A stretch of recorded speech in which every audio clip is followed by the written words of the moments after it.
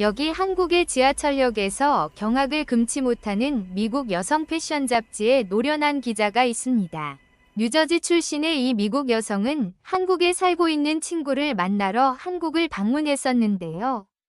미국과는 너무나도 차이나는 한국의 지하철을 영접한 뒤 큰 충격을 받고 왔다고 합니다.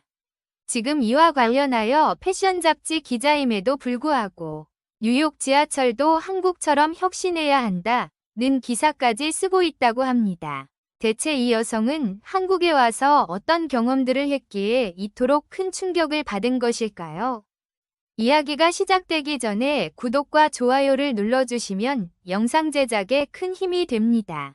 그럼 시작할게요. 안녕하세요. 저는 미국 뉴욕에 살면서 패션 잡지의 기자로 일하고 있는 제니퍼입니다. 저는 얼마 전 한국에 다녀왔는데요. 한국에서 많은 것들을 보고 느끼면서 정말 한국에 푹 빠져버렸어요. 한국의 많은 부분에 감명을 받았지만 뉴욕에서 지하철을 사용하는 제게는 한국의 지하철이 가장 기억에 남아요. 한국의 지하철 시스템에서 미국과 비교하여 정말 놀라운 점들을 소개해드리려 하는데요. 아마 한국에 살면서 한국 지하철에 익숙하신 분들은 당연하게 생각하겠지만 뉴욕 시민인 제 눈에는 정말 대단해 보이는 점들이 많았고 또 제가 왜 뉴욕 지하철을 혁신해야 한다고 말하는지 뉴욕 지하철의 충격적인 실태를 낱낱이 말씀드릴게요. 저는 뉴욕 패션 잡지사에서 기자로 일하고 있습니다. 저는 작년 여름에 한국에서 영어 강사로 일하고 있는 친구 샬럿을 만나기 위해 태어나서 처음으로 한국 여행을 갔다 왔었는데요. 제 친구 샬럿은 저와 초등학교 때부터 함께 학교를 다녔던 친구였는데 K-팝과 K-드라마를 사랑하는 친구였어요. 샬럿은 대학교를 한국에서 다니겠다며 5년 전에 한국으로 유학을 떠났고 그 후로 한 번도 만나지 못한 상태였습니다. 한국에서는 코로나라고 부르는 코비드-19 때에도 샬럿은 미국에 오지 않고 한국에 있었어요. 한국이 훨씬 방역이 잘 되고 안전하기 때문에 한국에 있는 편이 낫다고 하더라고요. 정말 샬럿은 한 번도 코로나에 걸리지 않았어요. 한국의 방역은 정말 대단한 것 같아요. 저는 2번이나 코로나에 걸렸거든요. 한국이 컨텐츠만 잘 만드는 국가가 아니라 의료 쪽으로도 선진화된 국가라는 생각이 들었어요. 샬럿과 저는 집이 바로 옆에 붙어 있어서 거의 함께 자랐었어요. 샬럿의 집에서는 영어를 배우러 온 어학 연수학생을 대상으로 홈스테이를 했었는데 저희가 중학생 때 제니라는 이름의 언니가 왔었어요. 한국에서는 자신보다 나이가 많은 여자한테는 언니라고 부른다고 하더라고요. 제니 언니의 영향으로 샬럿은 금세 K-팝과 K-드라마와 사랑에 빠졌어요. 저희는 함께 싸이의 강남스타일 춤을 추며 놀았고 BTS와 블랙핑크의 노래를 함께 부르고 K-드라마를 보며 절절한 사랑에 울고 웃었었죠. 제니 언니는 원래 한국 이름이 있는데 블랙핑크의 제니를 좋아해서 미국식 이름을 제니라고 지었다고 했어요. 저는 미국식 이름을 따로 만든다는 것이 신기했지만 언니의 한국 이름을 듣고 나니 이유를 알 것 같았어요. 언니의 이름은 제가 부를 수 없는 발음이더라고요. 그 말을 듣고 나니 제니라는 이름이 더 잘 어울린다는 생각도 들었어요. 제니 언니는 대학교를 졸업하자마자 LA에 취직을 했어요. 알고 보니 LA에 제니 언니의 친척들이 살고 있었는데 언니는 미국 동부 영어를 배우고 싶어서 뉴저지에 왔다고 해요.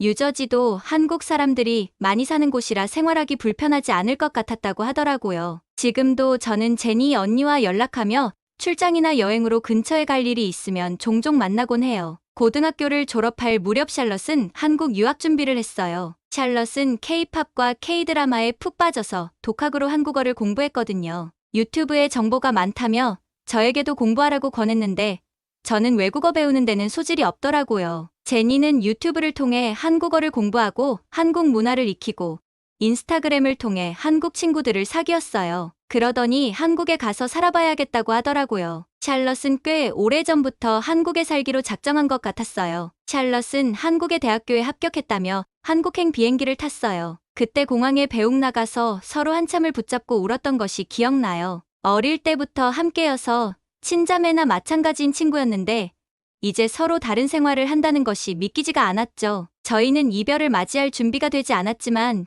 비행기 시간은 다가왔고 그렇게 샬럿을 보냈어요. 저희가 그렇게 헤어지고 5년이나 못 만나게 될 줄은 몰랐어요. 처음엔 둘 다 대학교에 적응하느라 안부 연락만 가끔 할 뿐이었고 여유가 생겨 샬럿을 보러 가기고 마음 먹었을 때에는 코로나가 전 세계를 공포로 몰아넣어서 저희는 다음을 기약할 수밖에 없었어요. 서로 SNS로 일상을 공유하며 그리워했죠. 샬럿의 SNS를 통해 본 한국의 모습은 제가 생각한 모습과는 많이 달랐어요. 전통과 현대의 문화가 잘 조화된 모습이었는데 궁궐 대문이 있는 건물 앞에서 찍은 사진을 봤는데 그 건물 주위로 차가 빼곡히 있고 뒤에는 큰 빌딩이 있었어요. 과거와 현재가 어우러진 모습은 200년의 역사를 가진 미국에서는 보기 힘든 모습이죠. 저는 샬럿의 SNS를 보면서 한국이 어떤 모습일지 점점 더 궁금해졌어요. 드디어 코로나가 끝났다고 공식 발표가 나고 저는 드디어 샬럿을 보러 한국으로 가게 되었어요. 저의 첫 휴가를 한국에서 보내기로 했습니다. 저는 가기 전에 인터넷으로 한국의 맛집 정보도 찾아보고 한글도 공부했어요. 샬럿이 한국어는 어렵지만 한글은 정말 쉽다는 이해되지 않는 말을 했지만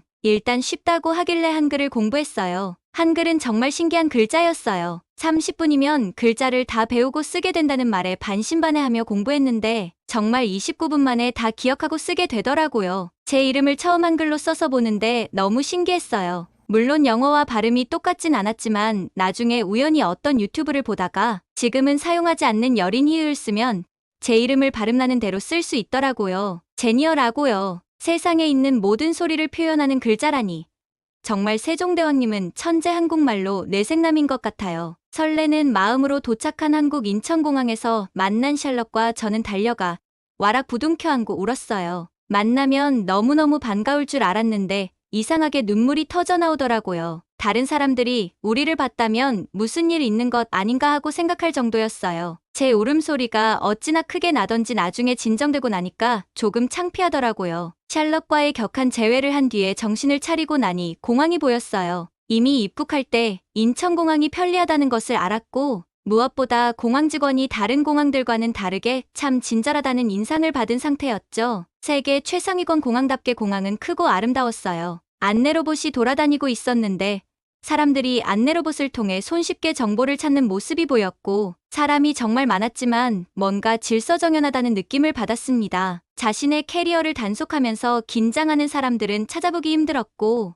오히려 여기저기 캐리어를 두고 먹을 것을 사든가 화장실을 가는 등 볼일을 보는 사람들이 많았어요. 저라면 제 물건이 걱정돼서 그렇게 움직이기는 힘들 것 같은데 이렇게까지 무방비할 수 있는 건지 한국은 뭔가 신비로운 나라라는 생각이 들었습니다. 인천공항은 한국어를 몰라도 쉽게 공항 리무진 버스를 타거나 이동하기 쉽게 되어 있었지만 샬럿 덕분에 우린 더 수월하게 공항을 나올 수 있었어요. 버스가 공항을 벗어나자마자 큰 다리가 나왔는데 바다를 가로지르는 다리였어요. 한국의 서쪽에 있는 서해바다라고 한다는데 끝없이 펼쳐진 바다의 끝에 건물들이 흐릿하게 보이는 게 인상적이었어요. 작은 나라라고 생각했던 한국이 의외로 넓다는 느낌을 받았습니다. 사실 땅이 작은가 큰가 보다는 그 땅에서 어떻게 살고 있느냐가 중요하잖아요. 미국에 비하면 한국은 정말 작은 나라지만 그 작은 땅을 정말 넓게 사용한다는 느낌을 받았어요. 좀 더 지나자 곧 산이 보이고 건물들이 빼곡한 모습이 보였어요. 바다와는 또 다른 풍경이어서 재미있었습니다. 도시의 산이 함께 있는 풍경도 제게는 너무 재미있었어요. 뉴욕에서는 센트럴파크 외에는 자연을 느낄 만한 곳이 별로 없는데 어딜 봐도 산이 보인다는 것이 그만큼 자연이 가까이 있다는 느낌이 들어 좋았습니다. 샬럿은 대학교를 다니면서 한국의 어학원에서 영어 강사를 하고 있었어요. 샬럿의 집은 학원 근처에 있는 5층 건물이었는데 샬럿은 4층에 산다고 하더라고요. 4층까지 짐을 들고 어떻게 올라가나 걱정했는데 건물 안에 엘리베이터가 있더라고요. 너무 신기했어요. 우리는 정말 편하게 4층까지 무사히 왔습니다. 드디어 현관문을 열고 집에 들어섰는데 먼저 들어가던 샬럿이 갑자기 멈추는 거예요. 저는 집에 무슨 문제가 생겼나 싶어 샬럿을 봤는데 샬럿이 신발을 벗고 있더라고요. 드라마에서만 보던 장면이었어요. 저는 샬럿을 따라 신발을 벗고 집에 들어가서 화장실로 직행한 뒤 양말을 벗고 발을 씻고 나와야 했습니다. 미국에서는 집을 깨끗하게 유지하기 위해 신발을 벗고 실내화를 갈아 신는 집은 있어도 한국 드라마에서 본 것처럼 방바닥에 앉거나 눕는 것은 상상도 할 수 없는데 발을 닦으며 한국에서는 얼마든지 방에서 뒹굴어도 좋겠다는 생각이 들었어요. 이렇게 깨끗하게 유지하려는 노력이 있기에 가능한 것이겠죠. 손님 방에 짐을 풀고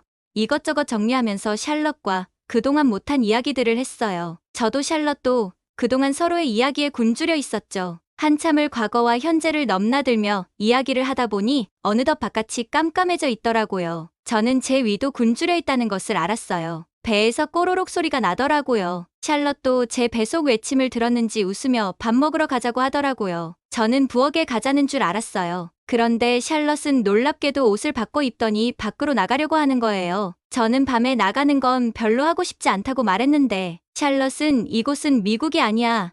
제니퍼라고 하더니 자신만 믿고 따라오라고 하더라고요. 저는 내키진 않았지만 어쩔 수 없이 따라 나섰어요. 저보다 한국에 대해서 잘 아는 샬럿이 하는 말이지만 완전히 믿을 수는 없었어요. 샬럿은 자신이 좋아하는 맛집을 소개할 건데 그 식당에 가려면 지하철을 타야 된다고 했어요. 한밤에 지하철이라니 우중충한 지하에 들어가야 된다고 생각하니 순간 마음이 우울해졌어요. 뉴욕 지하철을 경험해본 분들이라면 다들 아실 거예요. 빠져나오고 싶어서 저절로 발걸음이 빨라지게 만드는 영화나 드라마에서 항상 범죄가 일어나는 것으로 묘사될 수밖에 없는 뉴욕의 지하철을요. 매일 누가 노상방뇨를 하는 건지 악취가 기본적으로 나는데 한 번은 새벽에 지하철을 타러 가다가 정말로 노상방뇨를 하는 사람을 본 적도 있어요. 하지만 아무도 제지하는 사람이 없더라고요. 저는 무서워서 바로 도망치듯 걸어 나왔고요. 바퀴벌레나 쥐를 보는 것도 다반사예요. 승강장 벽에 쥐약이 설치되어 있으니 조심하세요라는 쪽지가 붙어 있기도 하지만 효과는 없는 것 같아요. 생쥐를 만나면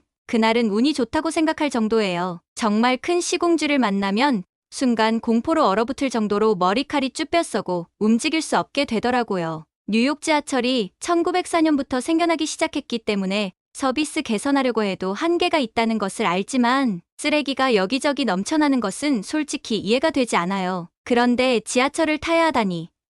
그것도 식사하기 전에 지하철부터 타야 한다니 생각만 해도 식욕이 떨어지는 일이었어요. 하지만 길을 모르는 저는 혹시 노숙자를 만나면 어떻게 해야 하나 긴장하며 샬럿을 따라갔어요. 어쩔 수 없이 들어가게 된 지하철은 입구부터 저에게 놀라운 경험이었어요. 먼저 역 안이 너무 쾌적했습니다. 쓰레기도 없었고 냄새도 나지 않았어요. 아니, 냄새가 났어요. 고소한 빵 냄새가 저를 유혹했어요. 지하철에서 빵 냄새라니. 놀랍게도 지하철 내부에는 가게가 많이 있더라고요. 저와 샬럿이 들어간 입구 바로 아래채 빵집이 있었어요. 메트로 빵집은 다른 베이커리에 비해 빵이 싸고 먹기 편한 것들로 구성되어 있다고 하더라고요. 티켓을 어디서 사야 하나 둘러보고 있는데 샬럿이 제게 카드를 주더라고요. 나도 신용카드 갖고 있다고 했더니 교통카드라고 하더라고요. 한국에선 이 카드로 대중교통도 이용하고 택시도 타고 편의점이나 상점에서 물건도 살 수 있다면서요? 그리고 환승이라는 제도가 있어서 지하철을 타고 가다 버스를 타고 가면 할인이 된대요. 내가 이용한 거리만큼 요금을 더 내면 된다고 하니 이거 너무 고객 친화적인 정책 아닌가요? 이렇게 해서 대중교통이 유지될까 싶었지만 복잡하게 얽혀있는 지하철 노선도와 한밤에도 몇 대씩 다니던 버스를 생각해보니 잘 유지되는 것 같더라고요. 카드를 대고 개찰구 안으로 들어오자 샬럿이 갑자기 뛰어야 된다고 했어요. 지하철이 올 때가 다 되었다고 하더라고요. 저는 무슨 소리인가 싶어 샬럿을 봤는데 위쪽에 붙은 전광판을 보며 열차가 전 역에서 출발했다고 하더라고요. 와, 지하철이 언제 오는지 어떻게 이렇게 정확하게 체크할 수 있죠? 샬럿 말로는 지하철 어플이 있어서 내가 탈 지하철이 언제 역에 오는지도 알 수 있고 가장 빨리 가는 경로도 알 수 있다고 했어요. 지하철 승강구에 도착하자 샬럿이 3-2로 가야 한다고 더 가자고 하더라고요. 저는 왜 굳이 거기까지 가야 하냐고 물었더니 거기가 내릴 때 가장 빨리 갈 수 있는 곳이래요. 그걸 어떻게 아느냐고 했더니 아까 그 지하철 어플에 다 나온다는 거예요. 환승할 때 어디에서 내리는 게 가장 빠르게 환승할 수 있는지, 내릴 때 어디에서 내려야 빨리 나갈 수 있는지에 대한 정보가 모두 나와 있대요. 정말 신속정확한 한국이었어요. 한국은 단순히 빨리빨리를 외치는 것이 아니라 빨리빨리 하려면 어떻게 해야 하는지 국민 모두가 고민하는 나라인 것 같아요. 3-2로 가자 앞에 문이 있었어요. 사실 처음 봤을 땐 지하철이 온 줄 알았어요. 알고 보니 스크린도어라고 모든 역마다 설치되어 있다고 하더라고요. 지하철역에서 사람이 떨어져 죽는 사고가 가끔 발생하는데 다른 나라들은 그것을 개인의 책임으로 남겨두었는데 한국은 모든 지하철역에 설치되어 있다고 하더라고요. 나중에 알고 보니 한국에서는 2005년 10월 4당역부터 시작하여 2009년까지 서울 시내 전체 지하철역에 스크린도어가 설치되었대요. 서울에 지하철역이 정말 많은데 불과 4년 만에 스크린도어를 모두 설치했다니 한국은 정말 대단한 빠름빠름의 민족이라는 생각이 들더라고요. 어떻게 그 많은 역사에 3년 2개월 만에 스크린도어를 모두 설치할 수가 있죠? 샬럿이 서울에서는 대중교통이 그물망처럼 잘 발달되어 있어서 굳이 차가 필요 없다고 했어요. 지하철 노선만 봐도 그물같이 빼곡한데 버스 노선도 그에 못지않게 많더라고요. 서울은 주차할 공간도 부족해서 샬럿도 지금까지 차 없이 그냥 지내고 있는데 대중교통이 워낙 발달되어 있어 전혀 불편하지 않대요. 오히려 이동하면서 책을 읽거나 저와 채팅을 하거나 유튜브를 보는 등 시간을 활용할 수 있어 좋다고 하더라고요. 잠깐만, 지하철에서 유튜브를 본다고? 유튜브는 영상을 보는 거라 데이터를 정말 많이 쓰잖아요. 지하철 타는 동안 유튜브를 보려면 데이터를 꽤 많이 써야 할 텐데 그걸 매일 한다는 것은 조금 이해가 되지 않았어요. 지하철을 타자마자 샬럿이 제 의문을 풀어주었죠. 샬럿이 저를 한쪽 구석으로 데려가더니 손가락으로 와이파이 기계를 가리켰어요. 지하철 칸마다 와이파이 기계가 있다고 하더라고요. 그리고 그게 모두 무료래요. 와, 한국이 IT 강국이 될 수밖에 없는 이유가 여기에도 있다는 생각이 들었어요. 이렇게 무료 와이파이가 있다면 지하철에서도 얼마든지 업무를 볼 수 있다는 의미잖아요. 실제로 지하철 타고 이동하면서 주식을 사고 팔기도 하고 돈을 보내기도 하고 SNS에 업로드하기도 하고 강의를 듣기도 한다고 하더라고요. 어떻게 그게 가능하죠? 사실 지하철에서 무언가를 하며 너무 집중하면 위험할 수 있잖아요. 누가 내 가방 속을 뒤질 수도 있고 나도 모르는 사이에 주머니에서 물건이 없어질 수도 있으니 주의를 기울여야 하는데 제가 보기에도 사람들이 너무 무방비하게 서 있더라고요. 어떤 여자분은 핸드백을 열어놓은 채 다니고 있었어요. 제가 이 점을 걱정했더니 샬럿이 또 믿을 수 없는 소리를 했어요. 한국은 공공장소에서 소매치기나 절도 같은 범죄는 거의 일어나지 않는다고요. 사실 저도 언젠가 유튜브에서 한국 스타벅스에 물건을 두고 밖에 나갔다가 30분 후에 돌아와도 물건이 그대로 있었다는 내용의 몰래카메라를 본 적이 있었거든요. 그때는 사실 반신반의했어요. 한국이 좋은 나라라고 홍보하기 위해 만든 영상이라고 생각했거든요. 그런데 막상 사람들이 붐비는 한국의 지하철에 와보니 그 영상들이 거짓말이 아니라는 것을 알게 됐어요. 그리고 또 하나 신기한 것이 있었는데 지하철 좌석 중에 핑크색 의자가 있었는데 아무도 앉지 않았어요. 내가 앉으려고 하자 샬럿이 말리면서 임산부 전용석이라고 하더라고요. 아니, 임산부가 위험하게 지하철을 타고 다닌다니. 뉴욕에서는 상상할 수 없는 일이에요. 지하철에서 다니다 다른 사람들에게 이리 치이고 저리 치이면 위험하잖아요. 그런데 임산부 전용석까지 있을 정도라니 한국 지하철이 얼마나 안전한지 새삼 깨닫는 순간이었어요. 지하철이 꽤 붐볐는데도 신기하게도 사람들이 그 자리는 앉지 않고 비워두더라고요. 한국 사람들의 시민의식에 감탄했어요. 누가 검사하는 것도 아닌데 자리가 비었으면 앉을 수도 있잖아요. 그런데 자리를 비워두더라고요. 누군가는 비효율적이라고 생각할 수도 있겠지만 저는 그게 한국인의 약자에 대한 배려 문화라고 생각해요. 불편함을 감수하는 시민들이 멋있어 보였어요. 말로는 약자를 보호한다고는 하지만 미국은 어느 수준인지를 생각해보면 얼굴이 화끈거리기까지 하더라고요. 샬럿과 저는 노량진역에서 내렸어요. 지상에 있는 지하철을 신기해하며 보고 있는 저를 샬럿이 끌고 간 곳은 노량진 수산시장이었어요. 지하철역에서부터 바다 냄새가 났어요. 저는 작은 시장 정도를 생각했는데 거대한 크기의 건물에 엄청나게 다양한 해산물이 신선하게 수족관에서 논일고 있더라고요. 바다 냄새와 끝없이 늘어선 생선, 조개, 문어, 이름 모를 생물들이 제 시선을 사로잡았어요. 샬럿은 나를 이끌고 잘 아는 듯한 가게로 곧장 직행하더니 사장님이라는 사람에게 여러 생선들과 해산물을 지목했어요. 그리고 우린 2층으로 향했습니다. 2층에는 우리가 선택한 해산물로 식사를 할 수 있는 식당이 있었어요. 이제껏 회라는 것을 먹어본 적이 없어요. 날 생선은 스시를 먹어본 게 그 전부였는데 샬럿이 한국 와서 가장 맛있게 먹었던 것이 회라고 하더라고요. 내가 직접 고른 생선이 요리되어 나오고 식사한다는 것이 제게는 굉장히 특별한 경험이었습니다. 우리는 시장이 내려다 보이는 낮은 테이블에 앉았고 놀랍게도 여기서도 신발을 벗고 바닥에 앉았는데 우리가 앉자마자 식사가 도착했어요. 생선은 믿을 수 없을 정도로 신선했고 이전에 접해본 적 없는 식감과 맛을 갖고 있었습니다. 한 입 먹을 때마다 부드러워서 입에서 녹는 듯한 느낌이 들었고 맛은 담백하면서도 쫄깃했습니다. 생선은 종류마다 독특한 맛과 질감을 갖고 있었는데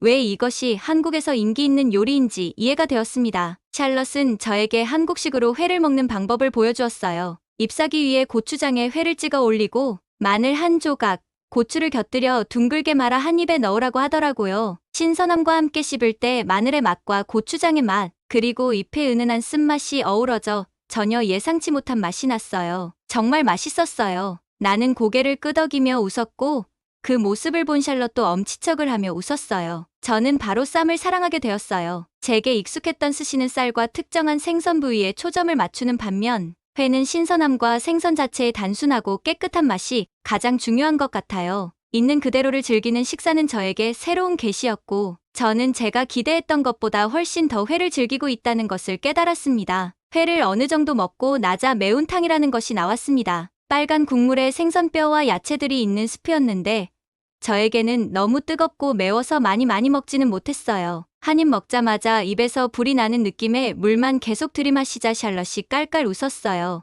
이미 회로도 배가 부른 상태라 더 이상 제열을 고생시키지 않기로 했습니다. 저희들은 매우 만족스런 식사를 마치고 집에 돌아가 꿀잠을 잤어요. 그리고 다음 날부터 본격적으로 한국의 지하철과 버스를 이용해 정말 편하게 이곳저곳을 다닐 수 있었어요. 환승 시스템은 정말 놀라워요. 여러 번 갈아타도 비용이 아주 조금만 추가되어서 이동하는 데에 아무런 부담이 없었어요. 한국은 정말 편리한 교통 시스템을 갖고 있다는 생각이 들었습니다. 1년이 지난 지금도 뉴욕의 지하철을 갈 때면 한국의 지하철이 생각나요. 한국 같은 쾌적한 지하철이라면 매일 타고 출근해도 행복할 것 같더라고요. 칙칙한 뉴욕의 지하철은 제 기분을 한순간 다운시켜버리게 하거든요. 매일 완벽한 대중교통을 탈 수 있는 한국 사람들이 참 부러웠습니다. 샬럿에게 물어보니 지하철이 서울에만 있는 것이 아니라 주변 도시들까지 다 연결되어 있다고 하더라고요. 지하철로 지방여행을 하시는 분들이 있을 정도라고 해요. 언젠가 한국의 모든 도시가 지하철로 연결되는 날이 오지 않을까요? 한국 여행에서 돌아와 뉴욕 땅을 다시 밟았던 때가 생각나요. 불과 일주일이었는데 더러운 뉴욕의 거리가 너무 어색하더라고요. 지금 저는 다음 휴가 계획을 짜고 있어요. 작년보다 더 완벽하게 한국 이곳저곳을 다녀보려고요. 이번에도 지하철 여행을 할 거예요. 한국 여행은 모든 것이 다 즐겁고 만족스러웠지만 개인적으로는 지하철로 여행할 수 있는 곳이 많다는 것이 너무 매력적이었거든요. 한국 지하철은 정말 저렴하고 편리하고 깨끗하고 정확한 시간에 도착하고 빨리 이동할 수 있는 완벽한 교통수단이었어요. 지하철역에서 휴식을 취하거나 책을 보는 한국 사람들이 지금도 생각나요. 너무 평화로워서 마치 제 고향처럼 그리워하게 되는 풍경이에요. 개인적으로는 그런 지하철이 가능하다는 것을 경험한 것이 가장 큰 수확이었습니다. 이 경험을 녹여서 기사를 작성할 생각입니다. 제가 일하고 있는 패션 잡지의 기고가 되지 않는다면 포털에 올려서 많은 사람들의 공감을 얻어낼 거예요. 이런 훌륭한 시스템을 널리 알려 뉴욕도 하루빨리 한국처럼 지하철에서 쉴 수 있는 곳이 되길 간절히 바랍니다. 제 긴 이야기를 끝까지 들어주셔서 감사합니다.